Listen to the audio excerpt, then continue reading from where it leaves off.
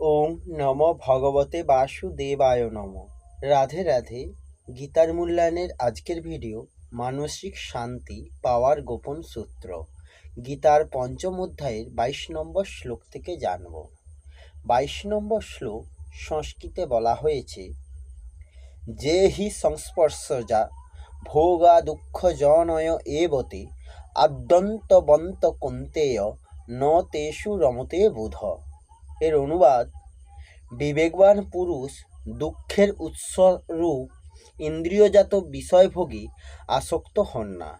হে কন্তেয়, এই ধরনের সুখভোগ আদি ও অন্ত বিশিষ্ট, তাই জ্ঞানী ব্যক্তিরা তাতে প্রীতিলাভ করেন না। এই শ্লোকের তাৎপর্য হল, জড় ইন্দ্রিয়ের সংস্পর্শের ফলে ইন্দ্রিয় সুখানুভূতির উদয় হয়, কিন্তু এই ইন্দ্রিয়গুলি অনিত্য, কারণ দেহটিই অনিত্য। জীবমুক্ত পুরুষ কখনো অনিত্য বিষয়ে প্রতি আকৃষ্ট হন না। অপ্রাকৃত আনন্দের স্বাদ পাওয়ার পরে কিভাবে তিনি অনিত্য জড় সুখভোগের প্রয়াসী হতে পারেন?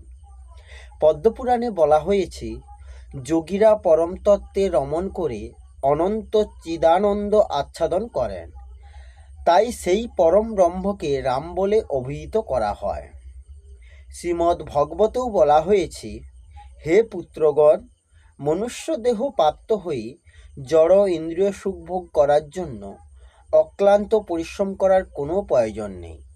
বিষ্টাহারী সুখেরা এই সুখলাভ করে থাকে, বরং এই জীবনে তোমাদের তপশ্চর্যার অনুশীলন করা উচিত, যার প্রভাবে তোমরা শুদ্ধ হবে, পবিত্র হবে এবং তার ফলে অনন্ত চিন্ময় আনন্দ লাভ করবে। তাই যথার্থ যোগী বা জ্ঞানবান পরমার্থী ইন্দ্রিয় সুখভোগের প্রতি আকৃষ্ট হন না, যা নিরবচ্ছিন্ন ভবরোগের কারণ। জীবের ভোগাসক্তি যত বেশি হয়, ততই সে জাগতিক ক্লেশের বন্ধনে আবদ্ধ হয়ে পড়ে। এই শ্লোকের পরিশিষ্টভাবে বলা হয়েছে, বস্তু, ব্যক্তি এবং ক্রিয়ার সম্পর্কে যে সুখ বা দুঃখের কারণ, সুখভোগকারী ব্যক্তিকে প্রাকৃতিক নিয়ম অনুসারে দুঃখভোগ করতেই হয়। সুখের আশা, কামনা এবং ভোগ থেকে প্রকৃত সুখ পাওয়া যায় না, বরং দুঃখই মেলে।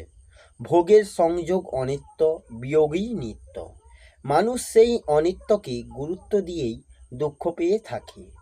তার চিন্তা করা উচিত যে, সুখ চাইলে কি সুখ পাওয়া যাবে আর দুঃখ নাশ হবে? সুখের আশা করলে তো সুখ পাওয়া যায় না, দুঃখও দূর হয় না।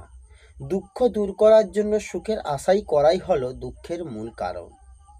একটি হলো দুঃখ ভোগ আর অন্যটি হলো দুঃখের প্রভাব।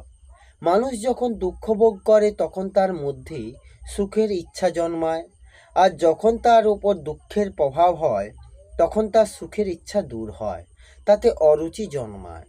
দুঃখ ভোগের দ্বারা মানুষ দুঃখী হয়, আর দুঃখের প্রভাবে মানুষ দুঃখ থেকে উত্তীর্ণ হয়।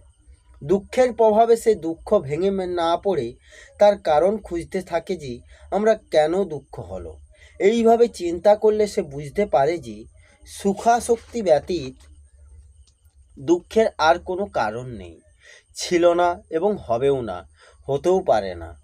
পরিস্থিতিও দুঃখের কারণ হয়, কারণ সেটি প্রতি মুহূর্তেই বদলাতে থাকে।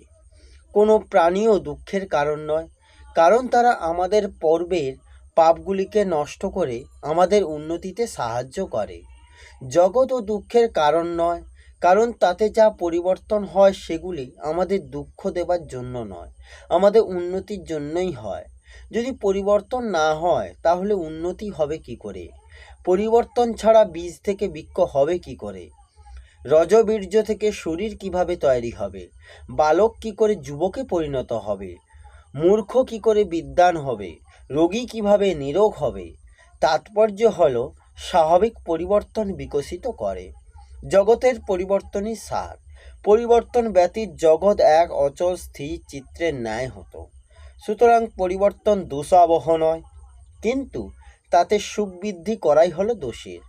ভগবানও দুঃখের কারণ নন, কেননা তিনি আনন্দ ঘন, তার কাছে কোনো দুঃখই নেই। ন তেষু রমতে বুধ। বিবেকবান মানুষ ভোগে রত থাকেন না, কারণ ভোগ কামনা বিবেকবান ব্যক্তিদের নিত্য। অল্প ব্যক্তিদের ভোগ ভালো লাগে, কারণ অজ্ঞতার কারণেই দোষাদিতে গুণবৃদ্ধি হয়। সব ভোগই দোষজনিত, অন্তরে কোনো দোষ না থাকলে ভোগ বুদ্ধি হয় না। বিবেকবান ব্যক্তিরাই দোষ দেখতে পান না, তাই তারা ভোগে রত হন না, অর্থাৎ তার থেকে সুখ গ্রহণ করেন না। যা সর্বদা থাকে না বা ক্ষণস্থায়ী, তেমন বস্তুর ইচ্ছা বিচারশীল ব্যক্তি করেন না, কেননা তিনি জানেন যে প্রাপ্ত কোনো বস্তু ব্যক্তি যোগ্যতা সামর্থ্য তার নয় এবং তার জন্যও নয়। তাই শুধু তাই নয়, এই অনন্ত বিশ্বে এমন কোনো বস্তু নেই বা তার জন্য অনন্ত প্রিয় বস্তুও চিরকাল তার থাকবে না বা তার সঙ্গে থাকবে না। তাই বিবেকবান ব্যক্তির এই দৃঢ়তা নিশ্চয়তা থাকে যে যে বস্তু এবং ব্যক্তি সর্বদা তার সঙ্গে থাকবে না, সেগুলিই ব্যতীত তিনি চিরপ্রসন্ন থাকতে সক্ষম। এই হল শ্রীমদ্ ভগবদ্গীতার পঞ্চম অধ্যায়ের কর্মসন্ন্যাস যোগের 22 নম্বর শ্লোকের অনুবাদ সহ তাৎপর্য। আসবো পরের ভিডিওতে। রাধে রাধে, জয় শ্রীকৃষ্ণ, জয় গীতা।